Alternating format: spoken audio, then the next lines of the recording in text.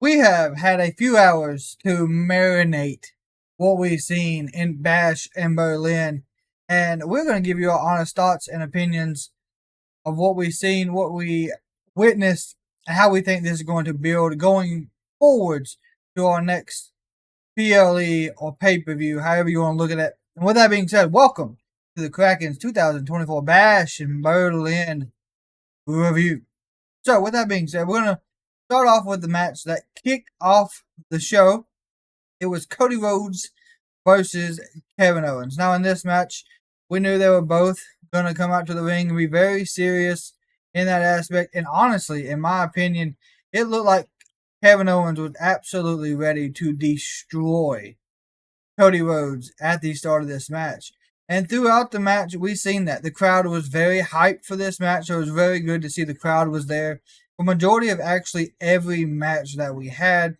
And I'm glad for that because overseas shows here recently have done fantastic for giving us that feel, giving us the acknowledgement of, hey, we truly want this. The match started off at a good fast pace. They were going back and forth, reversing each other's moves. One person would try to go for a big move and it would reverse. We seen a disaster kick try to happen. Kevin Owens swatted it away. We seen the cannonball on the outside. We seen a crossroads. We seen a reverse crossroads into a stunner. We seen it all. We seen the Cody Cutter. There was even a point in the match where we seen Cody Rhodes go up to the top rope and try to hit a Cody Cutter. That super Cody Cutter, and the knee gave out. And so they started to sell the knee injury that everyone had been talking about the majority of the match. And I thought that was good work for them. We seen the undecisive side of Kevin Owens, where he wanted to be that heel, the one that would just take advantage of a weakened body part, but he truly did. He kicked the knee out because Cody was like, "What are you doing? I'm fine. Let's get this going." And then set him up for that pop-up style power bomb onto the apron, but couldn't hit it just because he did not want to truly hurt Cody. He didn't have that heel intent in him, which of course we know later on in the match that kind of cost him the match. The good points in the match we've seen the kind of a fisherman brainbuster suplex off the top rope from Kevin Owens. We've seen a rolling senton off the top rope from Kevin Owens. I mean, Kevin Owens was absolutely going wild with the moves. He was there to win it. But in the end, it was a crossroads to win the match for Cody Rhodes. Now, with that being said, after the match, they shook hands. They hugged it out, and even we got to see a little glimpse of a backstage video, them walking, to the back together, laughing, cutting up, having a good time. Now, is this over? I would think so. I think at this point with this one, it's done. I don't think we'll see this go any farther than Bash in Berlin. Could be wrong, but I think that is as far as this one goes. On to the next match coming out the gate. You had the women's tag team match. Bianca Belair and Jade Cargill going against Alba Fire and Isla Dawn, the unholy union. Now, this match, a lot of people were giving a lot of heat towards Jade Cargill and Bianca just because the aspect of they botch things or they're not spot on every time. There was a lot of people talking about that.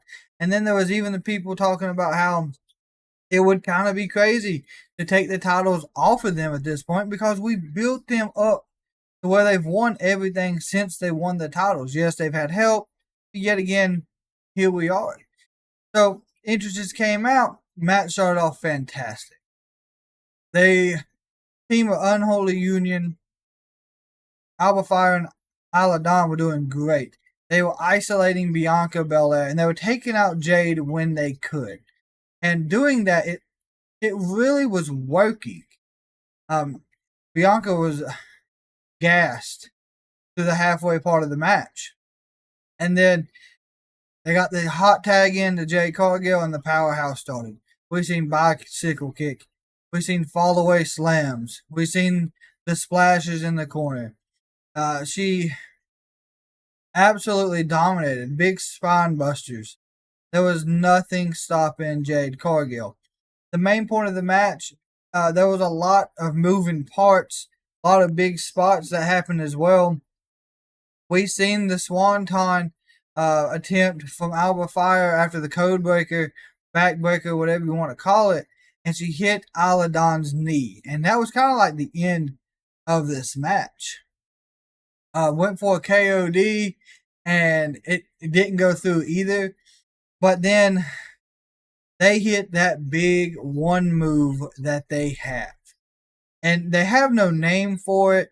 It's kind of like a Bianca hits you with like a code breaker, and then Jade Cargill does like a almost a full German suplex. Like you're down in the wheelbarrow position, she comes all the way over the top. Bow. Game over. 1, 2, 3. New women's tag team champs.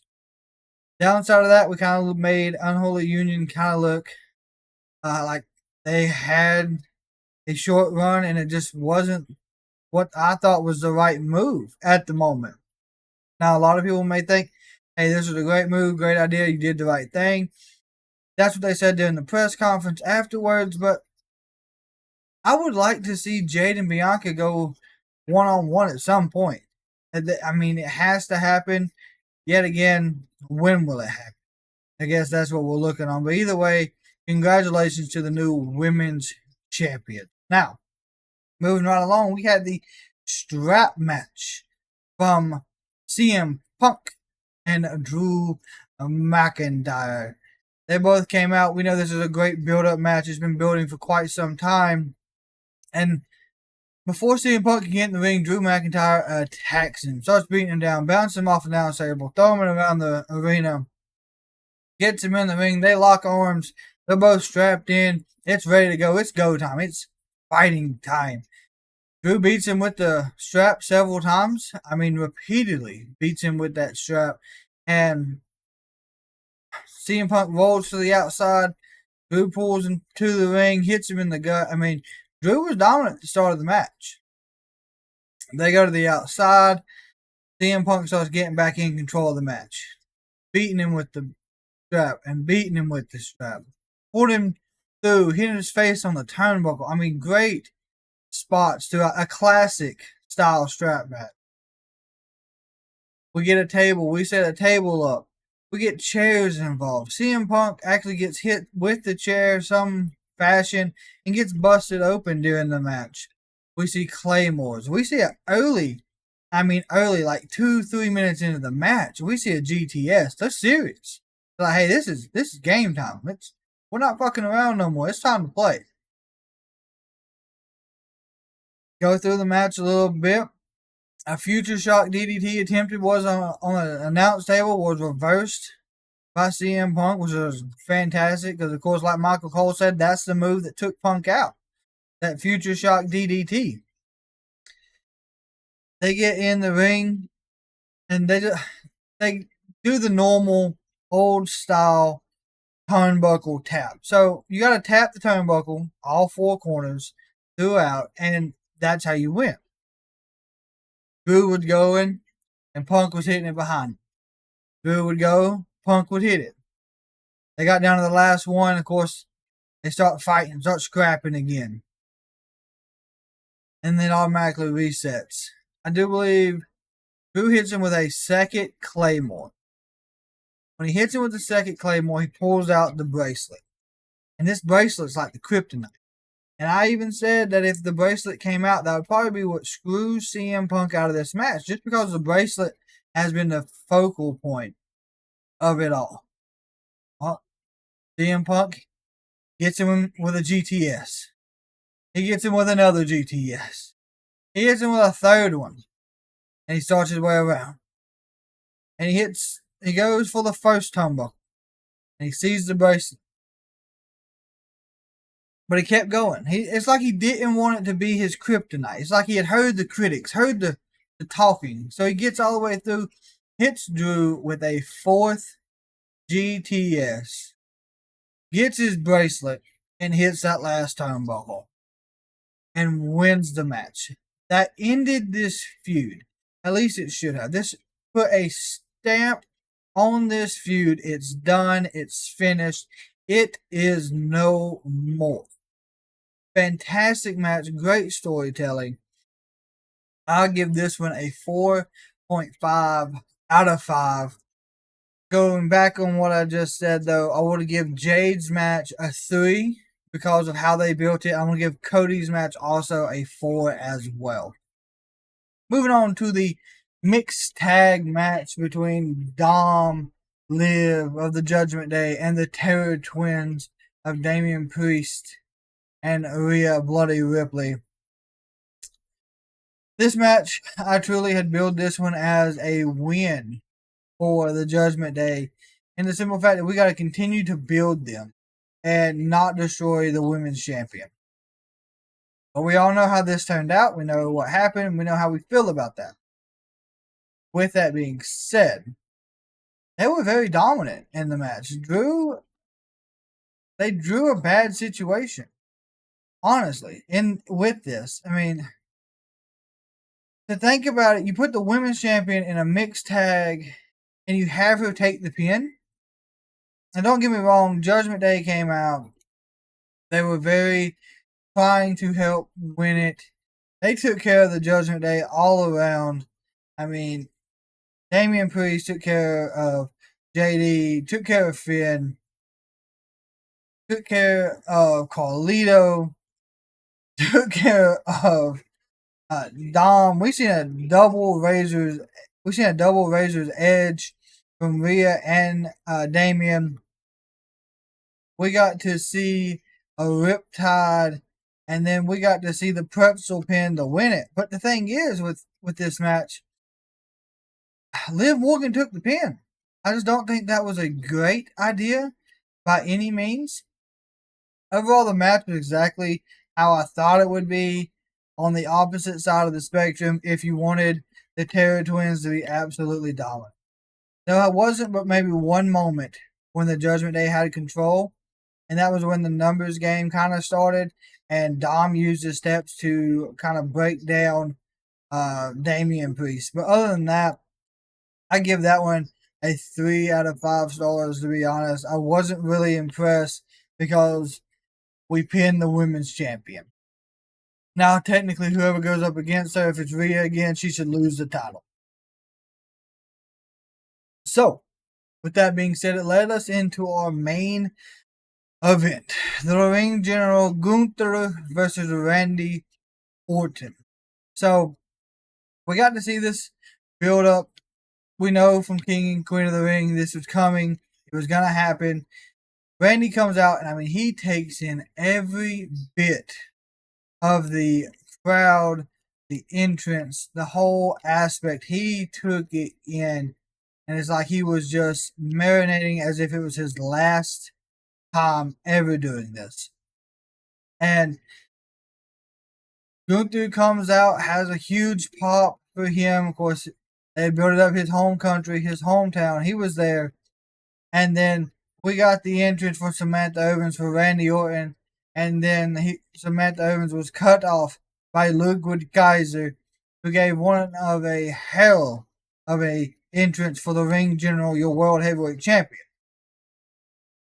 Match started off, I mean, they were back and forth.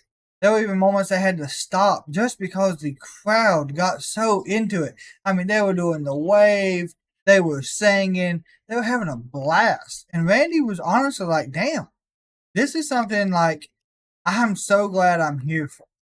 And Gunther even said during the press conference, I'm used to this. This is what it's like when you wrestle over here. So that was a great aspect to see. And Gunther started hitting him with the chops and hitting him with some, back shot on his neck and working on that then surgically repaired neck, truly. And Randy was like, okay, I got to get out of the ring. So we see him roll out. He takes the time, and he throws Gunther into the steps. And the second he hits those steps, the match changed. it completely had a different feel to it. Gunther couldn't use his arm, and Randy came into that mindset. He was picking him apart. I mean, stomping on the arm, breaking down the arms in general. I mean, we've seen it from back of elbow to fingers to the top of the shoulder, completely bruised. It took a lot out of Gunther throughout that whole match. He couldn't hit the chops, couldn't really do his power bombs, couldn't do a lot of the clotheslines with that arm, and it really took a lot of Gunther's match capability and his power out of it. The one thing with this match, though, they built it as, the rematch everybody wanted, and it was. But the moment Randy went outside the ring the second time, built up the steps, and he cleaned off the table, and he was going to deliver the backdrop to Gunther, he puts him through that damn table. I'm telling you, that table, it completely shattered. And I thought the match was over. I thought Randy was going to win that match. Got an RKO out of nowhere. Got 2 power bombs to the table. And we get back in the ring. He goes for another RKO. And Gunther pushes him out the way. Lands right on that injured back, that injured neck. And the shots that he took in the back with the forearm from Gunther prior to Gunther hurting his arm really made a difference. And so he couldn't pick him up. So he puts him in the sleep. Randy gets out of it twice. But that third time, when he wrapped his legs around Randy's arm and leg and squeezed and had it in deep, there was nothing you could do. It was a great match. Great ending, great storytelling, great 2 competitors, 2 fighters, 2 people there that love the business. And honestly, I'd give that one a 5 out of 5 if I had to say so myself.